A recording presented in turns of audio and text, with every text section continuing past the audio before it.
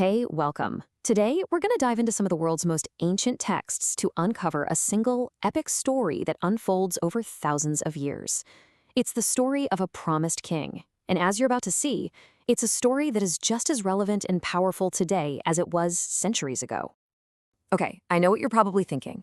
A 4,000-year-old family tree? How can some dusty old list of names possibly matter to you and me? But here's the thing. I want you to think of this like a detective story. We're going to follow the clues, piece together the evidence, and discover how this ancient lineage points to a profound and a deeply personal truth. All right, you ready? Let's get into it. So our investigation starts thousands of years ago with the very first piece of our puzzle, a promise, a royal promise made to this one family that would, believe it or not, change the course of history and create this expectation for a ruler who was still to come. So right here, this is the first major clue. It was spoken by the patriarch Jacob to his son Judah. He calls him a lion's whelp. I mean, just picture that. Pure strength, total royalty. And he promises that the scepter, the symbol of a king's authority, will belong to his descendants. This is ground zero, a clear prophecy that a king will one day emerge from this specific bloodline. Okay, so we've got the promise of a powerful ruler. We know where he's coming from. But what's this king actually going to be like? For that, we need our next clue, which paints this incredibly vivid portrait of his character and what his reign will look like. And this is where it gets really cool. See, these two texts, they work together. On one hand, Genesis gives you this image of raw power, right? The lion, the scepter. But then you look at Psalm 72, and it gives you the heart behind that power. This king isn't going to rule through brute force. No, he's going to rule with justice, with peace, and with this special concern for the poor and the afflicted. He's not just a ruler, he's a righteous and merciful king. So here's the big takeaway from this part. These aren't just random, disconnected verses. Think of it like the Old Testament is weaving this incredible tapestry, building a picture of a person who will be both powerful and just. A descendant of Judah who's going to establish a reign of true peace. All these clues, they're pointing somewhere. So where is all this pointing?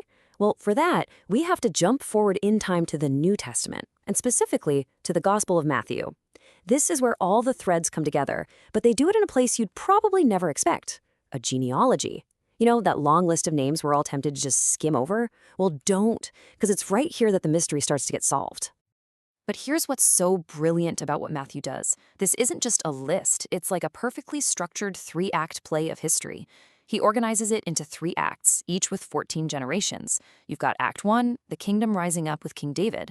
Then Act 2, the tragic fall of that kingdom into exile. And finally, Act 3, the long, long wait for everything to be set right, which all leads to the arrival of Christ, the true king. It's this clear pattern, showing God's hand at work through it all. The structure itself is amazing, right? But the real shockers, the real story, is in the people who are actually in this family tree. Because when you look closely, you find some major surprises. I mean, get this. In a culture where you almost never listed women in a family tree, Matthew deliberately puts 4 of them front and center: Tamar, Rahab, Ruth, and Bathsheba. And their stories, wow, they are messy. We're talking scandal, foreign bloodlines, really broken situations. This is not some sanitized perfect family tree. This is a real one, and it's full of complex, messy, and totally relatable human beings. And that, right there, is the whole point. The king doesn't show up through some perfect, squeaky clean family, because he's not coming for a perfect, squeaky clean world.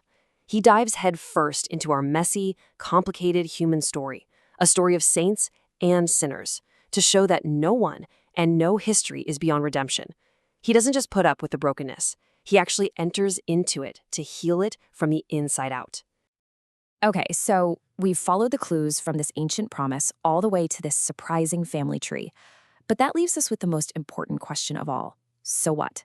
How does this ancient story connect to our hearts and actually transform how we live today? So here are a few ways we can actually bring this whole story into our own lives. First, just reflect. Just like Jesus has this genealogy of saints and sinners, we can offer our own history, our wounds, our joys, our mistakes to him. Second, listen differently. The next time you're at Mass and you hear these readings, listen for the echo of that ancient promise. Third, we receive. In communion, we're welcoming that same king who isn't afraid of our brokenness. And finally, we act. We get to imitate his reign by practicing justice and mercy in our own little corners of the world. Which really brings us to the heart of it all. This huge, sweeping story of history isn't just something to be studied from a distance. It's something to be lived. It's an invitation, a personal one. This whole story, from the Lion of Judah to the king who defends the poor, it's really an invitation for you, personally, to let that same royal spirit of courage and justice and peace take root and reign inside of you. It's about letting his story become your story. And maybe after all of that history, after all those clues, it really just boils down to this one simple, powerful prayer. It's a way of recognizing this whole story we've just explored, and a way of asking that promised king to make his home not just out there in history, but right here in us today.